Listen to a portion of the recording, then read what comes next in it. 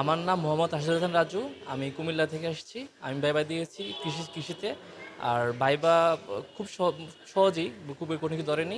আমাকে কোশ্চেন করেছে হচ্ছে যে বাংলাদেশ হর্টিকালচার সেন্টার কয়টা, তারপর হচ্ছে জিজ্ঞেস করেছে অ্যাগ্রোনমি এবং হর্টিকালচারের মধ্যে বেসিক পার্থক্যটা কী, তারপরে জিজ্ঞেস করেছে আমি কোনো কৃষি গবেষণা প্রতিষ্ঠানে ভিজিট করেছি কিনা রিসেন্টলি, বা কী কী দেখেছি। আর তারপর জিজ্ঞেস করেছে হচ্ছে যে জিডিপিতে কৃষির গ্রোথ কত পার্সেন্ট, এবং হচ্ছে যে অবাধ কত পার্সেন্ট। ওভারঅল এরকমই। আমার নাম অর্চনা চৌধুরী। আমি চট্টগ্রাম জেলা থেকে এসেছি।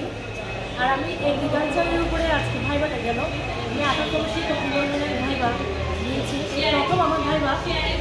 তো আমার অভিজ্ঞতাটা অনেক ভালো ছিল, কারণ আমি মোটামুটি সব কিছুই পেরেছি যারা জিজ্ঞেস করেছে। কৃষি সম্বন্ধে বলেছি, তারপরে আমাকে মাটি সম্বন্ধে জিজ্ঞাসা করেছে, তারপরে একটু লেকচার দিতে বলেছে।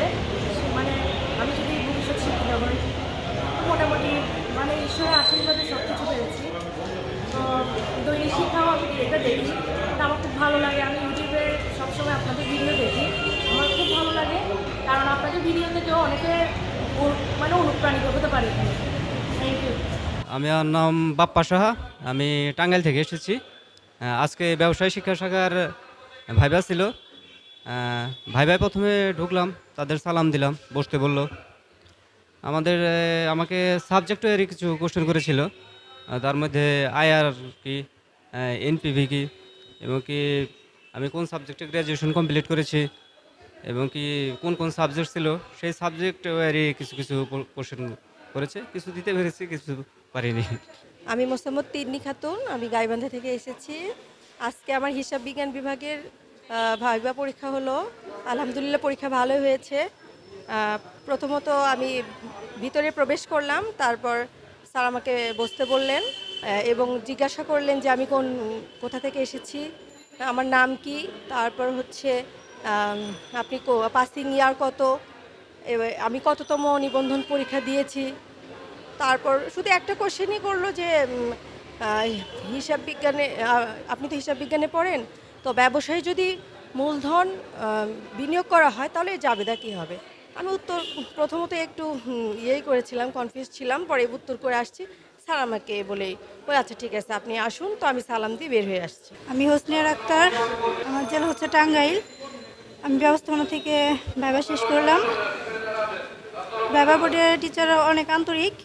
আমাকে প্রশ্ন করেছিল মানব সম্পদ ব্যবস্থাপনা কাকে বলে, আর মাস্টার্সের যে সাবজেক্টগুলো ছিল সেগুলোর নাম বলতে বলছিল। তারপরে হাসবার্গের 2টা নীতি আছে সেটা বলতে বলছিল।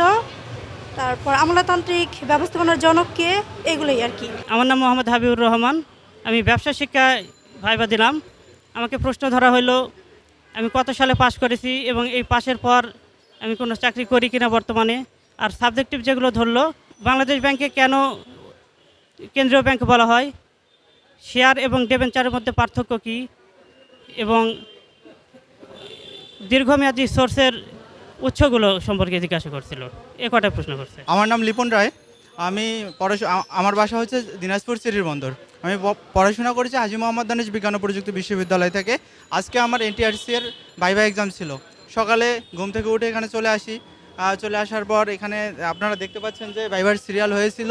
তারপর ভাইভার সিরিয়াল থেকে এখানে আমরা ঠিক 9:30টার সময় আমাদের ভাইভার রুমের সামনে যাই। সামনে গিয়ে আমরা ওখানে অপেক্ষা করতে থাকি। অপেক্ষা করার পর আমাদের যখন স্যার আসে, আমাদের ভাইভা শুরু হয়, তখন আমরা ওখানে ভাইভা দেই। প্রথমে আমি আমার যে রুমে ভাইভা হয়, আমি ওই রুমে প্রবেশ অনুমতি চেয়ে ভিতরে ঢুকি। ভিতরে ঢোকার পর আমি ওখানে বলি যে আসসালামু আলাইকুম স্যার। পরে স্যার আমাকে বসতে বলে। বসার পর হচ্ছে জেনারেলি স্যার আমাকে প্রশ্ন করে আমার ভার্সিটি সম্পর্কে। তারপর আমাকে আমার সাবজেক্ট রিলেটিভ যে পড়াগুলো আছে সেগুলো আমাকে ধরে। জেনারেলি এখানে ভয় পাওয়ার কোনো কিছু নাই। এখানে অনেক ইজিভাবেই ধরে এবং স্যারেরা খুব ভালো।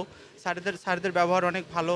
স্যারেরা প্রথমে আমার কাছে জানতে চাইছিল যে আপনি এই সাবজেক্টে কেন পড়াশোনা করছেন, আপনি আপনার স্টুডেন্টকে পরবর্তীতে যখন আপনি জব করবেন আপনার স্টুডেন্টকে আপনি কি বলবেন, আপনি এখান থেকে আপনি কি শেখাবেন। যেমন আমাকে ধরেছিল এই যে জমিতে যে কীটনাশক ব্যবহার করা হয়, কীটনাশক কিভাবে পরিবেশের উপর ক্ষতি করে। তখন এটার উত্তর আপনারা সবাই জানেন, আপনারা দিতে পারবেন। তারপর আমাকে বলল যে কিভাবে এটা প্রতিরোধ করা যায়, কিভাবে এটা থেকে মুক্তি পাওয়া যায়, তাহলে আমাদের কোন কোন পদ্ধতিগুলো ইউজ করা যায়। যেমন আমরা বায়ো ইনসেকটিসাইড ইউজ করতে পারি, তারপর জমিতে আমরা ইনসেকটিসাইড কম ব্যবহার করতে পারি। এভাবেই হচ্ছে আমরা আমাদের ছাত্রছাত্রীদেরকে জ্ঞান দিব।